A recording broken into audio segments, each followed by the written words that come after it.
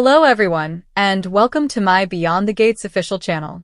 I hope everyone is having a wonderful day. Before we begin, please hit the subscribe button and give this video a thumbs up.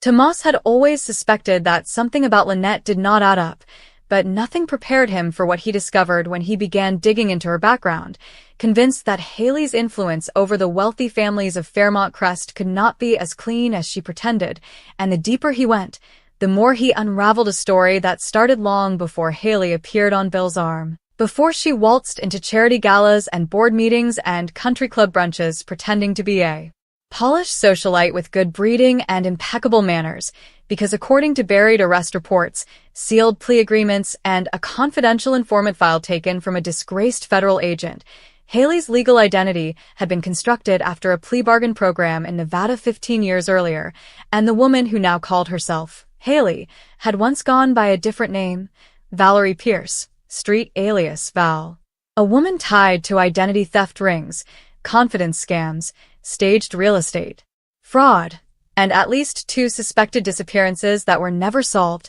though detectives had privately believed Valerie manipulated desperate men into financial crimes and then vanished before indictments fell, allowing her to re-emerge in another state with a new look, a new story, and a new victim. And Tomas, whose investigative instincts had sharpened ever since he learned the truth about Kat's pregnancy and the lies Bill once told to maintain his dynasty, knew instantly that Valerie turned Haley had not simply reinvented herself. She was running from something, someone, maybe even prosecution, and Lynette, the woman who claimed to be Haley's polar opposite, the supposed savior now exposing betrayals, seemed at first like an ally in Tomas's search for the truth. But surveillance footage suggested otherwise, because Lynette had been seen visiting a storage unit registered under yet another name, Val Pierce, suggesting she had not only known Haley's real past but actively facilitated it,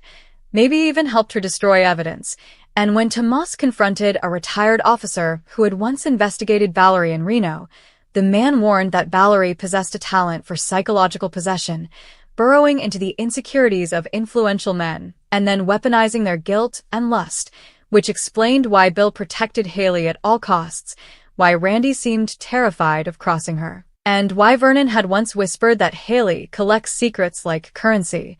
Because if Haley had once been Val, and Val had once been a ghost-level criminal informant operating between biker gangs and mortgage fraud networks, then nothing about Fairmont Crest, not its wealth, not its order, not its marriages, had ever been safe, and Tomas felt a chill as he realized Lynette's agenda was not truth but leverage, because by leaking Haley's criminal past at the right moment, during Bill's pending board election, Lynette positioned herself as the moral whistleblower, the liberator of Bill's legacy, when in fact she was manipulating Tomas into doing the investigatory work she could not risk doing herself. And the last file Tomas opened, a grainy photograph stamped June 2009, showed Valerie smiling beside a burned-out sedan later tied to an insurance fraud homicide, suggesting not only that she was present at a crime scene but possibly that she orchestrated it. And if that were true, then Haley was not merely a liar. She was potentially dangerous, capable of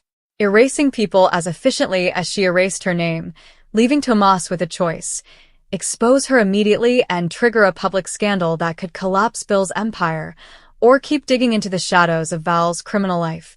hoping to find the one witness still alive, the one victim who refused to stay silent, because if Tomas found that missing person, he might not just reveal Haley's past, he might reveal Lynette's. And suddenly the entire narrative that Lynette was the heroic outsider cracked wide open, because maybe Lynette wasn't exposing Haley out of justice.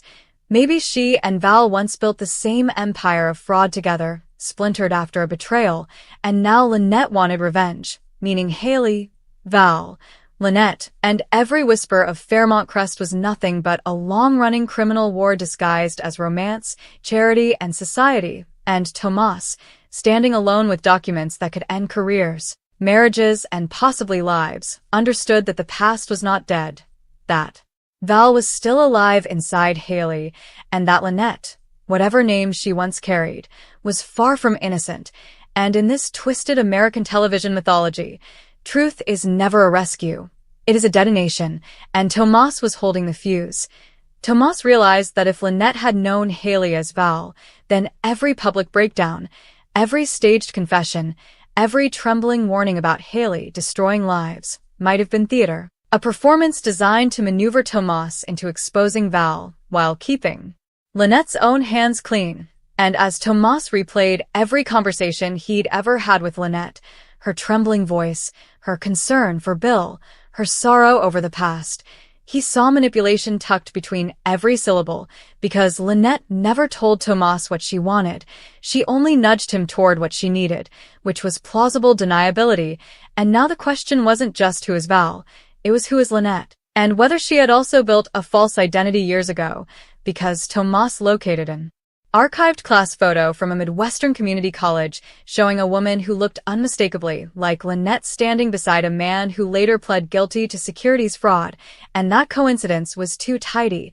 too perfectly aligned with Val's disappearance timeline, and suddenly Tomas wondered whether Lynette and Val were once partners, or lovers, or sisters, not by blood, but by criminal craftsmanship. Two women who learned together how to weaponize reinvention, how to seduce the wealthy, how to infiltrate power circles, how to vanish without consequence. And maybe Fairmont Crest had always been their promised land, the conquest they planned long ago, with Bill as the puppet, Vernon as the banker, Randy as the cleanup boy, and Anita as the emotional decoy, and Tomas, now caught in their crossfire, understood that exposing Val meant enraging Lynette, because Lynette was not scared of the truth. She was scared of being erased from the narrative, and Tomas's discovery robbed her of authorship, and that was unforgivable, and he felt a new dread coil in his spine as he remembered the retired officer's warning. Valerie Pierce never worked alone. She always groomed a partner to do the unclean tasks, the diversions, the staged betrayals, the fake emotional sacrifices, and Lynette fit that mold perfectly, always arriving at crisis moments with tears and revelations and urgent morality, always telling Tomas just enough to make him chase more, and Tomas now feared that Lynette's next move would be violence, not exposure, because people like Val and Lynette didn't rely on justice. They relied on elimination, and if Tomas became a liability, they would neutralize him the same way Val neutralized anyone who threatened her previous lives, and Tomas, staring at a mirror in his quiet apartment, understood that his investigation was no longer academic. It was a countdown, and someone, either Val or Lynette or the ghost of whoever they used to be, was already aware he'd seen too much, and Fairmont Crest, with its chandelier ballrooms and charity auctions and perfect hedgerows, was now a battlefield where identity was a weapon, reinvention was a crime, and the truth was a death sentence waiting for the next name to disappear. Tomas barely slept as the implications multiplied, because once a person realizes they are hunting ghosts made of forged paperwork and burned identities, paranoia stops being irrational and becomes a survival instinct, and by sunrise Tomas was replaying every power shift at Fairmont Crest, how Haley climbed into Bill's life right after his first scandal mysteriously vanished, how Lynette appeared the moment Haley's control seemed untouchable, how Vernon suddenly switched allegiances when whispers of fraud began circulating, and Tomas understood that Fairmont Crest was less a wealthy enclave and more an ecosystem engineered for predators, meaning Val and Lynette did not infiltrate it, they curated it, selecting which men could be compromised, which charities could launder influence, which social tragedies could be monetized into sympathy, and Tomas's research uncovered a Nevada real estate foreclosure syndicate that operated under a female-led con crew known internally as the Velvet Program,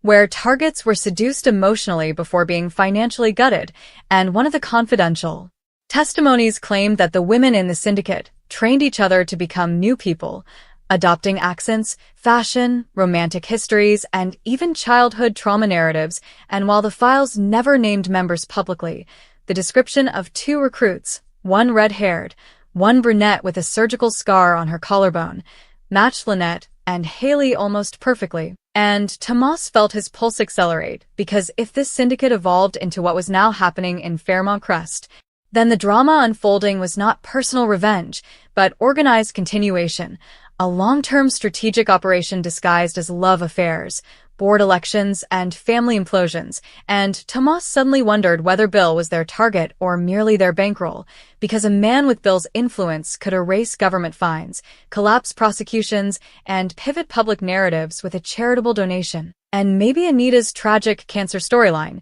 Kat's pregnancy revelation, Danny and Andre's emotional turbulence.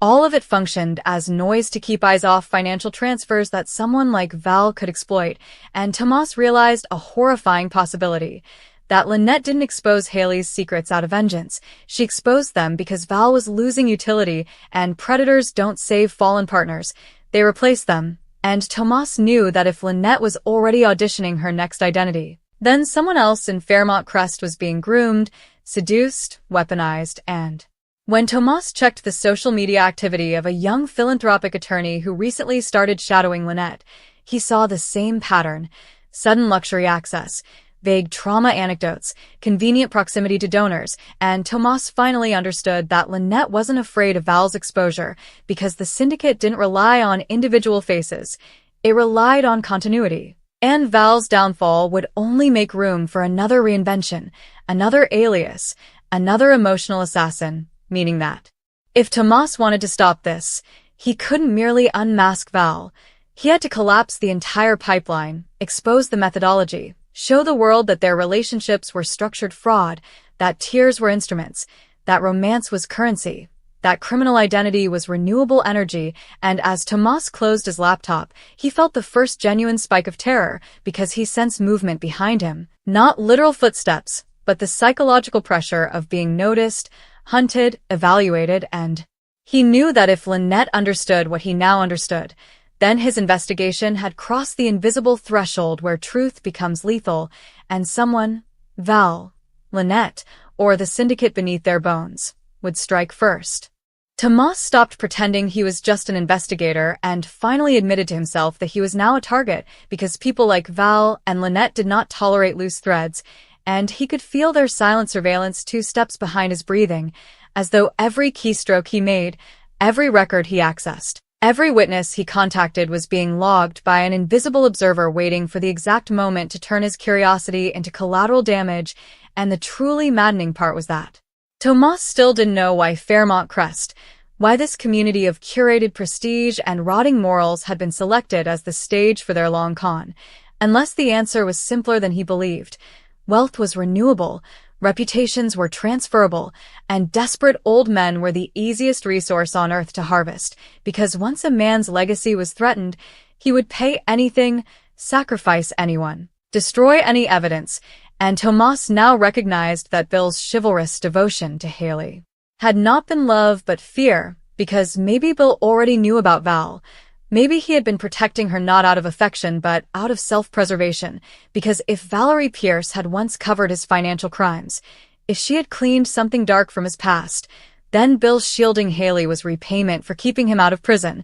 which meant Bill wasn't a manipulated victim, he was a conspirator, a man who let a criminal reinvent herself and then dressed her in society's clothing so he could retain his throne at the firm. And that realization corroded Tomas's last illusions about Fairmont ethics, because once you see the patriarch bend to a grifter, the entire myth of moral superiority collapses, and Tomas knew now that Anita's quiet departure for cancer treatment wasn't simply tragedy, but strategic vulnerability. Her absence created emotional cover for Bill, making him sympathetic, untouchable, a man the public would not dare question, and Val and Lynette understood that. Optics are better than evidence, so they plastered the town in sentimental narratives until accountability became cruel, and the idea of challenging Bill felt like kicking a dying woman's husband. And Tomas saw that emotional manipulation was the syndicate's deadliest weapon. Not fraud, not fake documents, not staged intimacy. Pity, because pity rewrites criminal history faster than cash. And if that were true, Tomas realized that anyone seen confronting Val would be vilified as heartless, jealous, unstable, and he felt the trap tightening when whispers around the crest suggested Tomas himself was emotionally unwell, a rumor someone clearly planted to soften his credibility before he ever went public, meaning Lynette had already begun her character assassination campaign, turning Tomas from investigator into liability, from liability into villain. From villain into someone whose mysterious disappearance would be a narrative convenience rather than a red flag, and Tomas understood he needed one ally, one person who hadn't been seduced or compromised, someone who hated Val enough to speak but feared Lynette enough to hide, and that name surfaced in one of the oldest files. June. The woman who left Fairmont Crest abruptly without explanation, a woman whose finances collapsed right as Val surged, and Tomas realized June might be the first victim who escaped. The only witness who could confirm how the syndicate operated when it still made mistakes, and if Tomas could find her, if she were still alive, then the entire mythology of Val's invincibility would crack, and Lynette's empire would destabilize,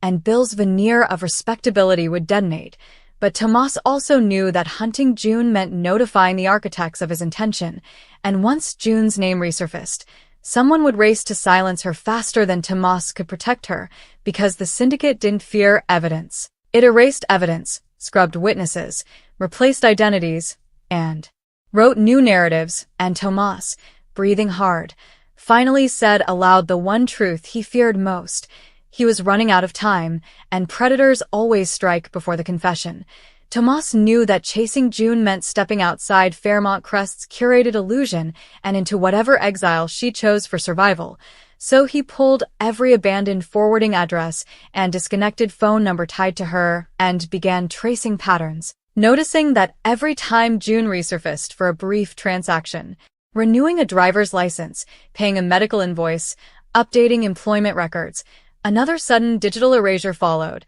as if someone were monitoring her existence and wiping her away after each sighting, and Tomas realized June wasn't hiding from embarrassment or heartbreak. She was hiding from surveillance, because Val's syndicate didn't just track victims' finances, they tracked their emotions, their recovery attempts, their ability to tell stories, and June must have tried once, must have confessed what she knew to someone who promised protection, and instead triggered the cleanup protocol that forced her disappearance, and Tomas wondered how many other ghost victims existed beneath the wealth of Fairmont Crest, how many lives were drained so Val could buy diamonds or Lynette could secure a gate code, and the horror of that extraction model made Tomas feel physically sick, because it wasn't just criminal, it was predatory evolution, a system that fed on loneliness, self-doubt, and the universal human need to be seen, and yet despite the growing fear clawing at his ribs, Tomas felt something else too. Clarity, because he finally understood the psychology of Val and Lynette, that they did not destroy men or women for pleasure. They destroyed them for utility, and utility had phases: seduction, destabilization, acquisition, liquidation, reinvention. And if June survived liquidation, then she possessed information that was never meant to exist in the wild. Information that could not simply identify Val's past crimes, but explain the inner mechanics Lynette used to switch identities flawlessly, the method of emotional mimicry, the vocal retraining, the trauma storytelling, and Tomas realized that prosecuting the crimes would matter far less than proving the method, because the method was reproducible, transferable, franchisable. And if Lynette was indeed courting a young attorney as her next mask, then the syndicate was scaling, turning emotional crime into generational inheritance, and Tomas's hands shook as he considered the consequences for Fairmont Crest, because once a machine like that gains momentum, entire communities become markets, marriages become acquisitions, children become bargaining chips, and no one remembers what happened before the rewrite. And in that moment, Tomas understood that he didn't just want to stop Val.